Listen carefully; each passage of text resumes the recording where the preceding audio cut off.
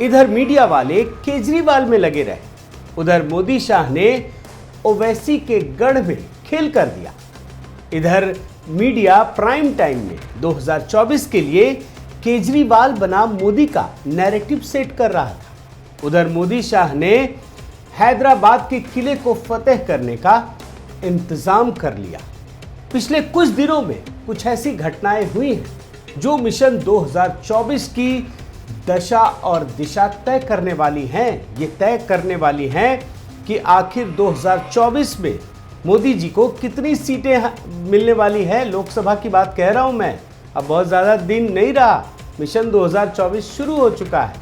और याद रखिए, इस वीडियो में आज मैं आपको दक्षिण भारत की कुछ ऐसी घटनाओं के बारे में बताने वाला हूं जिसने वहां की सियासत को बदल कर रख दिया है, जिस पर शायद लोगों की नज़र नहीं पड़ी, मीडिया ने भी नहीं दिखाया। साथियों नमस्कार, मैं हरिश्चंद्र बर्णवाल। जरा सोचिए, जिस पार्टी और नेता को लेकर मीडिया 24 घंटे बहस दिखा रहा है, जिस पार्टी की उल जलूल बयानबाजी को लेकर के ये सारे मीडिया वाले आपके कीमती समय को बर्बाद कर रहे हैं, जो नेता बिना किसी तर्क और तथ्य के सीधे मोदी जी को चुनौती दे रहे हैं, उनके पार्टी के सांसदों की संख्या कितनी है? क्या आपने सोचा है? लोकसभा की बात कह रहा हूं। आपका जवाब होगा 0। अब अगला सवाल कि इस पार्टी को 2024 में कितनी सीटें आ जाएंगी? आपको क्या लगता है? यही माहौल पहले भी बनाया था। इसका भी जवाब मैं दे रहा हूं, 0। एक भी सीट नहीं आएगी। इसका मतलब है कि जो वास्तविकता की धरातल है ना, उस पर मीडिया काम नहीं कर रहा, और जो बहस दिखाए जा रहे हैं उसका कोई अर्थ नहीं। अब मैं आपको वास्तविकता की धरातल पर लेकर आता हूं। जो राजनीतिक लकीर, बड़ी लकीर खींची जा रही है, वो इस समय दक्षिण भारत में खींची जा रही है। अब मैं आपको जो खबर दिखाने जा रहा हूं उसने दक्षिण भारत में कई बड़ी पार्टियों के होश उड़ा दिए, कई बड़े नेताओं के होश उड़ा दिए। आप देखिए ये तस्वीर, बड़े ध्यान से एक एक करके देख लीजिए। 4 तस्वीरें हैं। जो काम बंगाल में नहीं हो सका ना, वो दक्षिण भारत के एक बड़े राज्य में होने वाला है। इन तस्वीरों ने बड़े बड़े लोगों के होश उड़ा दिए हैं। पहचान रहे हैं ना आप इन तस्वीरों को? कौन है? दोनों को आप अच्छे से जानते होंगे। एक है केंद्रीय गृह मंत्री अमित शाह, और जो दूसरे शख्स हैं वो कौन है? वो जूनियर एनटीआर हैं। फिल्म देखने वालों के लिए एक बड़ा जाना पहचाना नाम है।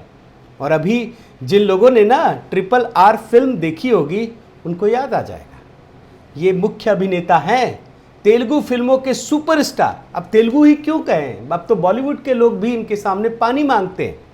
और जो राजा मौली की फिल्म है RRR, उसमें इन्होंने, जूनियर एनटीआर ने, आदिवासी नेता कोमरम भीम का किरदार निभाया था।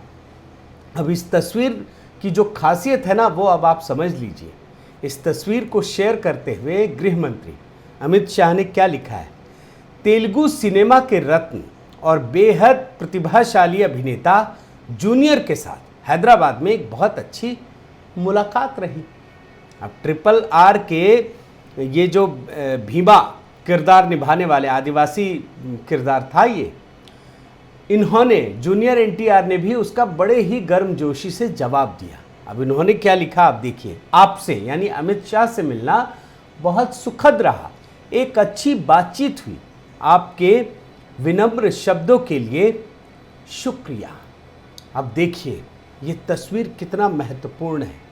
जैसे ही ये तस्वीर आई, तेलंगाना की राजनीति में उथल पुथल मच गया।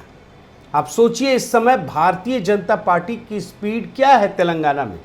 जो लोग दक्षिण भारत की राजनीति को समझते हैं ना, वो अच्छी तरह जानते हैं। मैं आपको आगे थोड़ा इसके बारे में बताऊंगा। अब जब ये जूनियर एनटीआर शामिल हो जाएंगे भाजपा में, तो क्या भारतीय जनता पार्टी की गति को कोई रोक पाएगा? क्या गति होगी, आपके लिए सोचना भी मुश्किल है।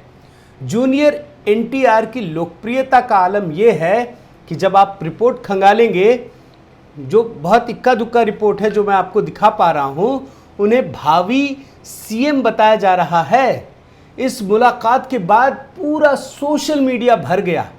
अब लोग जो केजरीवाल में ही लगे रहे उन्हें तो पता चला नहीं, लेकिन पूरा सोशल मीडिया जूनियर माने तेलुगु सुपरस्टार को लेकर, और तेलुगु भाषा याद रखिए सिर्फ तेलंगाना में नहीं है, आंध्र प्रदेश की भी भाषा तेलुगु ही है, टॉप ट्रेंड में बना रहा अमित शाह विद एनटीआर। मतलब कुछ घंटों के भीतर लाखों ट्वीट हो चुके थे। ये है जूनियर एनटीआर की लोकप्रियता और भारतीय जनता पार्टी को लेकर तेलंगाना के लोगों का उत्साह। अब जूनियर एनटीआर कौन है ये भी समझ लीजिए। राजनीति इनके लिए कोई नई चीज नहीं है। ये जो तेलुगु देशम पार्टी है ना, उनके संस्थापक एनटी रामाराव उनके ये पोते हैं। इन्होंने साल 2009 में तेलुगु देशम पार्टी के लिए प्रचार भी किया था, लेकिन 2009 के बाद ये राजनीति से दूर हो गए और जब फिल्मों में आए तो कितना बड़ा धमाल मचाया ये तो हर कोई जानता है ना। 1000 करोड़ रुपए कमा चुकी है इनकी फिल्म। मैंने पूरे फिल्मी इतिहास में तीसरी फिल्म है जिसने 1000 करोड़ रुपए की कमाई की थी। इनके पिता जो जूनियर एनटीआर हैं, उनके पिता नंदामुरी हरि कृष्णा टीडीपी से राज्यसभा सांसद भी रहे। इनके चाचा अभी भी लोकसभा से सांसद हैं आंध्र प्रदेश से। अब जो अमित शाह की बैठक हुई, मतलब ये जो बैठक हुई इसको लेकर बड़े कयास लगाए जा रहे हैं, बड़ी बड़ी बातें हो रही हैं। इन लोगों ने तो कुछ नहीं कहा, बोला कि हम तो सांस्कृतिक रूप से बात कर रहे थे फिल्मों से, लेकिन ये बैठक कितना महत्वपूर्ण है ये समझिए। इस बैठक में इन लोगों ने रात में डिनर किया, उसके बाद करीब 20 मिनट तक लंबी बातचीत हुई। और इस बैठक में कौन कौन था आप देख लीजिए। जो केंद्रीय मंत्री हैं पर्यटन और संस्कृति मंत्री जी किशन रेड्डी, भाजपा की तेलंगाना इकाई के अध्यक्ष बंदी संजय कुमार और पार्टी के तेलंगाना मामलों के प्रभारी तरुण चुग। इसका मतलब है कि तेलंगाना में भारतीय जनता पार्टी के जितने भी दिग्गज नेता हैं वो भी इस बैठक में मौजूद थे। और जूनियर एनटीआर की जो लोकप्रियता है लोगों के बीच, जिस प्रकार मतलब लोग उन्हें चाहते हैं, उस संदर्भ को अगर मिला दें तो ये एक बहुत बड़ी खबर बन जाती है। अब आप भारतीय जनता पार्टी में आइए।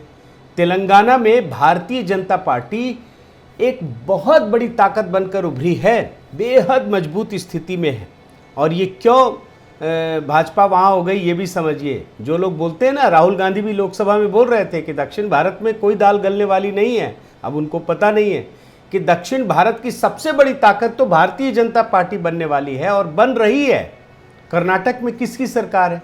सारे सांसदों को मिला दिया जाए तो इनसे ज़्यादा सांसद भी नहीं है किसी का। लेकिन खैर उस बहस को छोड़ दीजिए, तेलंगाना की बात कह रहा हूँ मैं। तेलंगाना में अगली सरकार भाजपा की किस प्रकार बनेगी ये बता रहा हूँ मैं आपको। और याद रखिए तेलंगाना से कौन आते हैं? ओवैसी साहब आते हैं। ओवैसी साहब पूरे देश में ऐसा माहौल बनाते हैं मोदी शाह के खिलाफ और भारतीय जनता पार्टी के खिलाफ कि लोग अचरज में पड़ जाते हैं। उन्हीं की ज़मीन पर अब लोग उनको सबक सिखाने के लिए उतर पड़े हैं। उन्होंने सबक सिखाने का फैसला किया है, इसलिए परिस्थितियां वहां बदल रही हैं। अब ओवैसी साहब को ये सोचना पड़ेगा कि आने वाला समय क्या होने वाला है, और उसी की झलक मैं आपको दिखा रहा हूँ। अब आइए 2019 में। 2019 का जब लोकसभा चुनाव हुआ था ना, तो भाजपा को भी पता नहीं था कि क्या होने वाला है, केसीआर को भी पता नहीं था क्या होने वाला है। वहाँ 4 लोकसभा सीटें 17 में से, जहाँ उम्मीद ही नहीं थी, बंगाल में तो उम्मीद थी, 4 लोकसभा सीटें भारतीय जनता पार्टी के खाते में चली गई। तब जाकर भाजपा को लगा कि यहाँ के लोग हमें कितना चाहते हैं और किस तरह से ओवैसी केसीआर से दूर भाग रहे हैं। इसके बाद एक और चुनाव हुआ, मैं आपको वो दिखाता हूँ। अब देखिए, नवंबर 2020 में दुब्बका सीट, केसीआर का सबसे खास सीट थी ये, और उन्हीं के एक विधायक थे वहाँ पे। उनका जब निधन हुआ तो उन्होंने उनकी पत्नी को वहाँ से लड़ाया और भारतीय जनता पार्टी ने भी अपने उम्मीदवार को लड़ाया। और याद रखिए, ये जो दुब्बका सीट है ना, ये तेलंगाना के इतिहास में मोस्ट हीटेड इलेक्शन रहा। खुद केसीआर पहुँचे थे और जानते हैं नतीजा क्या रहा? केसीआर की पार्टी हार गई। मुख्यमंत्री जहाँ पर अपनी प्रतिष्ठा को दांव पर लगाकर बैठे थे, वो सीट भी केसीआर हार गई और भारतीय जनता पार्टी को प्रचंड जीत हासिल हुई। तब जाकर ये पता चला और इसके बाद एक हुजूराबाद बाई इलेक्शन हुआ, वहां पर भी भारतीय जनता पार्टी ने टीआरएस को करारी शिकस्त दी। लेकिन इन दोनों के बारे में आपको पता ही नहीं चला। मीडिया वाले दिखाते कहाँ, एक ही खबर को पकड़ करके उसे मथते रहते हैं, मतलब कचरा कर देते हैं अगर सही मायने में कहा जाए। इसलिए मीडिया पर लोगों का विश्वास टूट रहा है। मीडिया ने कब दिखाया? जब दिसंबर 2020 में हैदराबाद में स्थानीय निकाय के चुनाव हो रहे थे, आपको याद होगा। ओवैसी ललकार रहे थे, वहाँ पे भारतीय जनता पार्टी भी पहुँच रही थी। भारतीय जनता पार्टी ने पूरी दमखम के साथ इस स्थानीय चुनाव को लड़ा, ये सब जानते हैं, हम लोग सब जानते हैं। और इस चुनाव में भारतीय जनता पार्टी ने जो कमाल किया, उसने मतलब सबके होश उड़ा दिए वहाँ के। आप देखिए, आपको रिपोर्ट दिखा रहा हूँ। Massive BJP surge stuns KCR party in Hyderabad local polls. और आप देखिए, टीआरएस को 150 में से सिर्फ 55 सीटों पर जीत मिली, जिसकी सरकार है, 2 बार से सरकार है। और भारतीय जनता पार्टी को 48, यानी 55 और 48। अब आप समझ लीजिए कि कितना बड़ा खेल होने वाला है तेलंगाना में। तेलंगाना में भारतीय जनता पार्टी किस तेजी के साथ आगे बढ़ रही है, किस प्रकार का उदय हो रहा है, इसे बाकी नेता भी समझ रहे हैं, बाकी दल भी समझ रहे हैं। अब मैं आपको एक घटना बताता हूँ। कांग्रेस का जो वहाँ का एक विधायक है मुनुगोडे विधानसभा से, राजगोपाल रेड्डी, उन्होंने इस्तीफा दे दिया। और वो तो विधायक रह सकते थे, उसमें कोई दिक्कत भी नहीं थी, लेकिन उन्होंने अपनी पार्टी कांग्रेस से इस्तीफा दे करके भाजपा का दामन थाम लिया और भाजपा के टिकट पर उसी सीट पर फिर चुनाव लड़ रहे हैं। अब ये क्या दर्शाता है? अब तो चुनाव भी ज़्यादा देर नहीं है, 2023 में तो चुनाव ही होने वाला है। इसका मतलब है कि उन्हें पता है कि तेलंगाना में किस पार्टी की स्थिति कितनी मजबूत है। और याद रखिए, यहाँ भी भाजपा को प्रचंड जीत हासिल होने वाली है।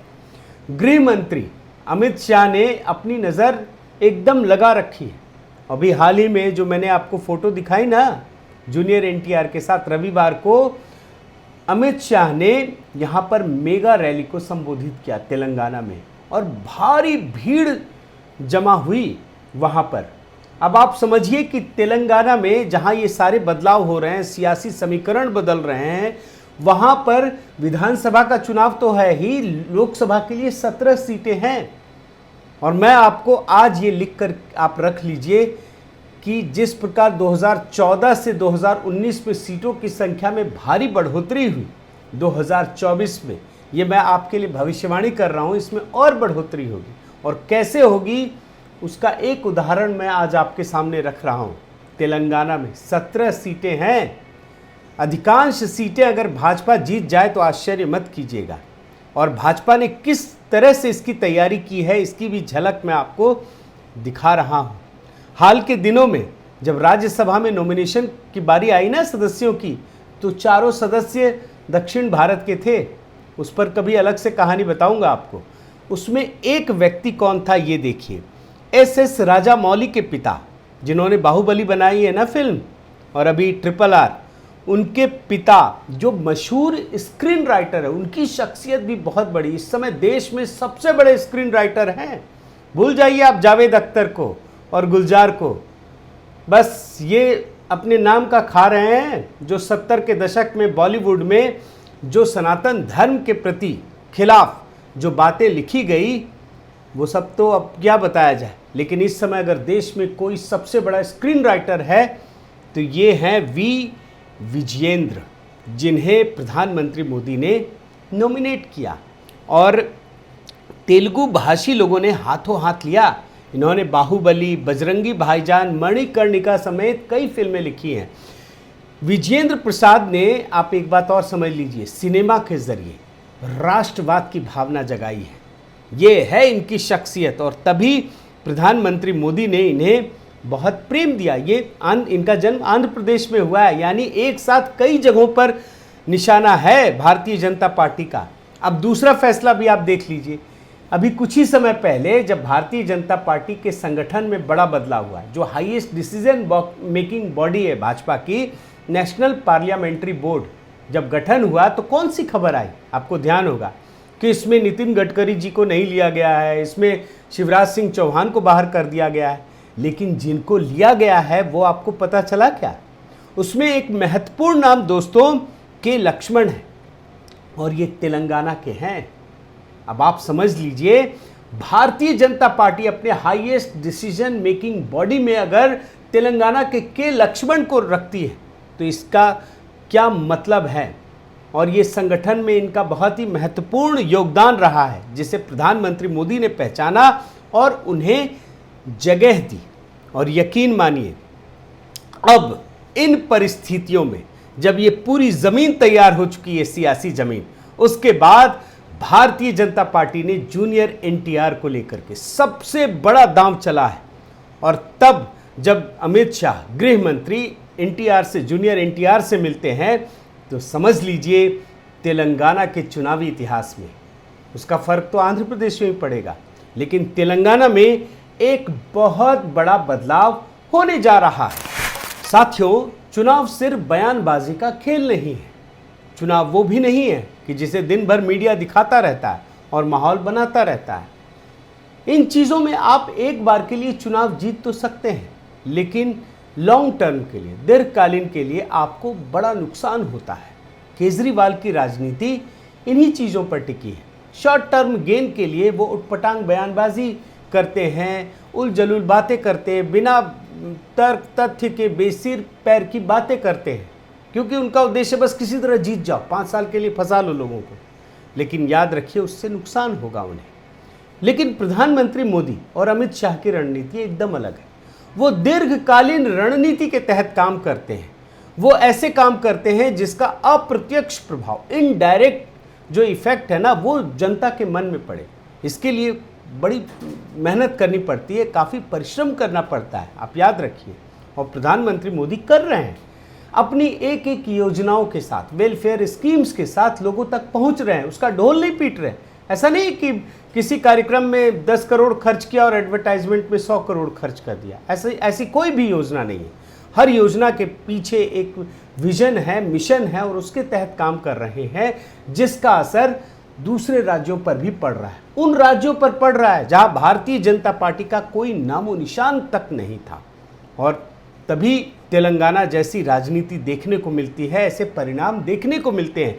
आज पूरा तेलंगाना भारतीय जनता पार्टी और प्रधानमंत्री मोदी के संकल्प के साथ चलने को खड़ा हो गया है, जिसका नतीजा आपको अगले साल 2023 के विधानसभा चुनाव में और 2024 के लोकसभा चुनाव में भी देखने को मिलेगा। बस आप इंतज़ार करते रहिए। बहुत बहुत धन्यवाद।